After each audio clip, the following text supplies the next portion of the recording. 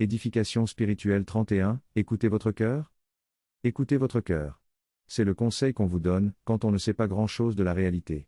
Et quand on survit davantage grâce à l'intelligence du système, que grâce à sa propre intelligence. Certes. Il n'y a aucune caresse dans le fait de vous expliquer qu'il n'y a aucune magie dans la réalité, mais seulement la possibilité d'observer. D'observer longuement. Et de comprendre le phénomène de la précession des équinoxes. Qui ne dit rien de la vie des étoiles, mais qui en dit beaucoup sur les caractéristiques de l'axe de la rotation de la Terre sur elle-même. Sur des périodes que seule une patiente et longue observation peut mettre à jour. Quand vous observez, vous pouvez voir qu'un enfant n'est pas une page blanche, mais qu'il y a déjà inscrit en lui des désirs et des inclinaisons, des goûts et des aversions, qui naissent de ses gènes et même de quelque chose d'avant ses gènes.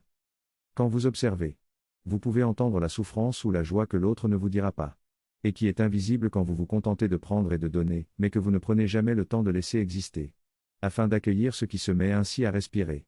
Qu'est donc ce cœur que vous devez écouter? Souvent il faut calculer. Oui, calculer. Mesurer les choses et peser les choses, les sous-peser encore et les tester. Et notez patiemment tout ce qui se laisse voir quand vous retournez les choses et quand vous en pesez les conséquences et les implications. Mais personne ne vous a dit qu'il faut calculer. Et pourtant vous n'obtiendrez rien de bon si vous ne calculez pas les risques, vous n'atteindrez aucune destination intéressante si vous ne calculez pas ce que vous devez économiser et épargner pour vous donner les moyens d'y aller. Vous devez prendre la mesure des efforts à faire pour quelque chose. Pour réaliser quelque chose, pour obtenir quelque chose. La mesure de ce que vous devez sacrifier. Et la mesure de ce que vous devez investir. Au lieu d'écouter votre cœur, prenez vraiment le temps d'analyser les choses. Non pas de les interpréter. Car l'interprétation ne vous renseigne jamais sur les choses, elle vous renseigne seulement sur les divagations de votre mental émotionnel, en donnant un faux air de noblesse à ces divagations. Analyser, c'est faire l'effort de comprendre les choses. Dans leurs articulations, dans leurs composantes, dans leurs propriétés. Et de cette compréhension naît une grande richesse de possibilités de résolution, d'adaptation, d'allègement. De transformation parfois. Ce dont vous avez besoin, c'est de dompter votre mental émotionnel. Savoir imposer le silence à votre mental, afin qu'il ne vous trahisse pas et qu'il ne vous entraîne pas dans des interprétations et dans des spéculations obscures et anxiogènes.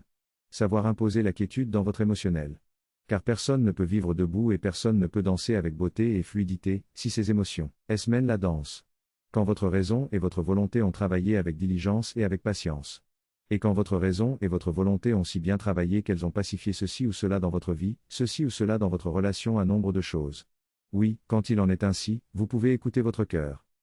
Quand vous vous trouvez sur un terrain de votre vie ou de votre sensibilité que le travail de la raison et de la volonté a pacifié. Quand vous vous trouvez devant ces choix équivalents pour ce qui est de l'essentiel. Mais qui diffèrent de saveur et de couleur. C'est là que vous pouvez écouter votre cœur. Il vous dira ce qui correspond le plus précisément à votre sensibilité, ce qui est le plus à même de vous apporter un petit surplus de bonheur et de douceur.